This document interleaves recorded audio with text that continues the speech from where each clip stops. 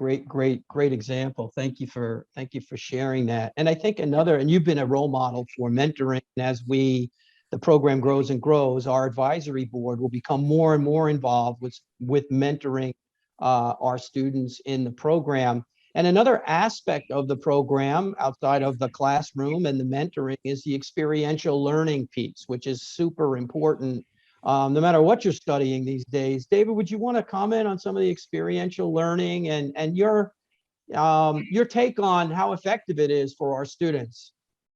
Yeah, I think definitely this is one of another very unique setting point for our program, where students in this program, after they finish majority of the course study, they're going to put in group as a consultant to solve an actual business issue or problem for a local healthcare organization. And Jill, you have been leading this client project efforts. Thank you for your efforts. And I think a lot of learning really being highlighted and during those experiential learning experience, where students really be able to see, well, how the coursework, different programming skill sets and different communication skill sets they learned from a program can put into work, right? And so those issues ranging from companies in healthcare, medical center, hospitals, to pharmaceutical companies, and to the extended supply chain organizations. And there's no one set of problem they need to solve, right? There are many different issues, just like when they're getting to the actual real job, that's the situation they're going to face. And I'm so glad that we have been able to develop and continuing offering those opportunities to students in this program.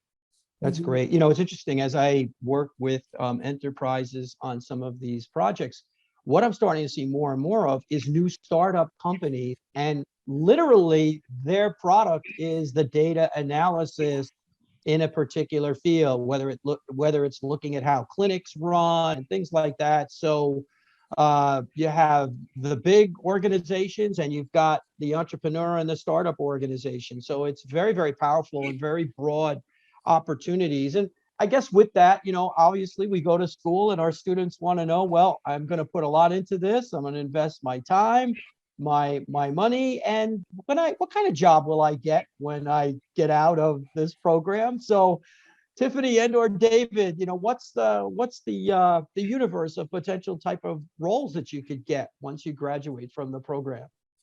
I'll let David go with his standard roles, and then I'll talk more just from an entrepreneur standpoint of what I've been able to do with it. Sure, great. Yeah, sure. I would say that since our program is focused on the application of data analytics in the healthcare space, so whenever there is a data needs to be analyzed, needs to be looked at, and then there's a potential for a job associated with that. So I would say that the three major components, three major industry students go after upon graduation. One of them is major medical centers and hospitals. And some example from our previous students graduating from this program that took positions in Columbia University's Medical Center and Johns Hopkins and University of California in San Francisco Medical Center.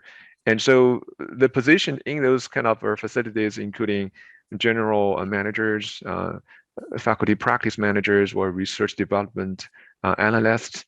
And so that would be the first category, I would say. And the second category is the consulting companies and the consulting industry.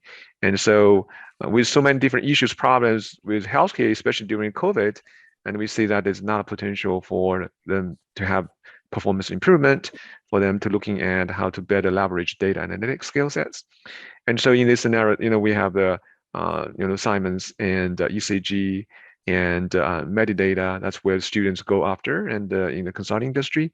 And the last one is the commercial industry, which including pharmaceutical and extended supply chain, Johnson & Johnson, Optimum, United Healthcare. And those are the different positions students will take. But under all the different industries, I would say that a common title students will have will more likely to be general analyst or entry-level managers, and or different other categories of the service managers as well. So I would say that's kind of the general large picture. Great, thanks for sharing that, Dave. Tiffany, did you want to add to that? Yeah, I'll really add to it. So, you know, just to add to what David says in terms of the hospital components itself, you know, I meet with hospital administrators all of the time and leaders. And I really see that they don't have the data component. That's why they're calling consensus healthcare consultants to really kind of talk about those types of things. Really moving into the consulting space. I believe over the pandemic, one of the components, I think about 60% of the inquiries that consensus received was around data analytics in states, actually, not just organizations, but like the state of Maryland calling us to say, you know, we really need a tool to figure out, you know, how to manage COVID, how to manage various disease states, how to manage various populations. And then even in the supply chain piece, you know, we had a number of inquiries that said, you know, we really need to be more efficient.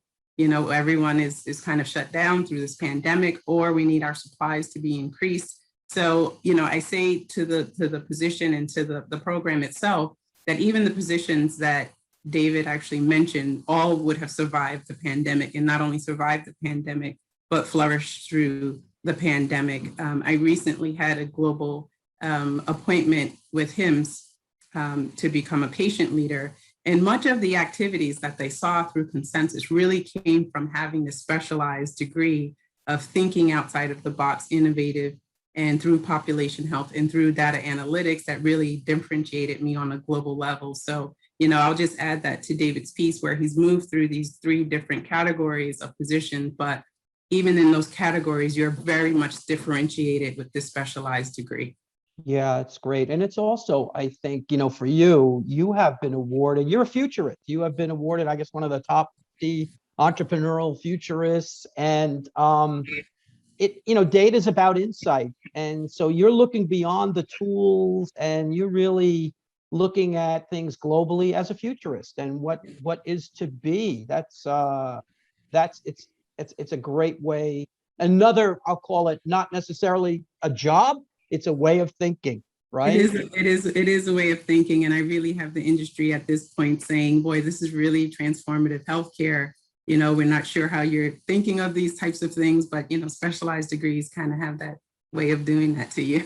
That's great. That's great. So we're a global program.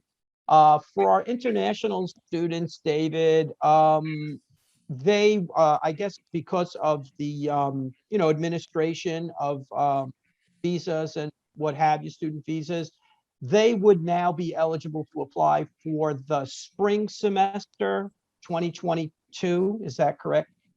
That's right. The cutoff date for international students generally is much earlier than domestic. So for fall in general, the cutoff date is April 15, and for spring is October 1st. So that's, generally speaking, that's the cutoff date for international. But for domestic students, generally speaking, for the fall semester, the cutoff date is the 1st of August, and for spring entry, the cutoff date generally is the 1st of January. So you know, that's kind of the general deadlines we have set up for different students. Great. And we are here to support anything that those students that want to apply need, questions, what have you. And so all of this information is on the website as well, the Rutgers website, so you can get all the deadlines. So, you know, we look for, certainly for the fall, certainly for the spring, we look for this diverse student body. You know, I've heard a lot of themes today. I mean, you've created a global family and ecosystem. You've created futuristic thinking. You have deep tool sets that our students are learning. There's a tremendous diversity of thought in this program, and it's a differentiated program as well, with involvement from advisors, student body, and industry leaders. So, I mean, these are just some of the themes that are, you know, just exciting to hear from the both of you. If you had any last words or advice for our potential students, which we're going to see in the fall and the spring, David, what would that be? Well, yeah, well, if the students are viewing this video, if they want to meet great people like Joe, right, and also want to work with great alumni like Tiffany, and they should definitely apply to our program. We're going to in full support of the growth professionally and academically. Great, David. Excellent. Tiffany, how about yourself? Yeah, I was definitely going to offer the same. You know, Tiff McKever is definitely available to talk to any students who are considering enrolling. And definitely once you enroll, reach out. These guys will tell you we're very responsive and engaging. And we look forward to seeing you. Great. Thank you. Thank you. So I really appreciate you guys taking some time with me today, and we're going to share this with as many people that we can. Hopefully you'll be interested, and we look to see you in the fall or the spring. That's for sure. So thank you again, everybody, and have a great summer. Thank you. Thank you. Thank you.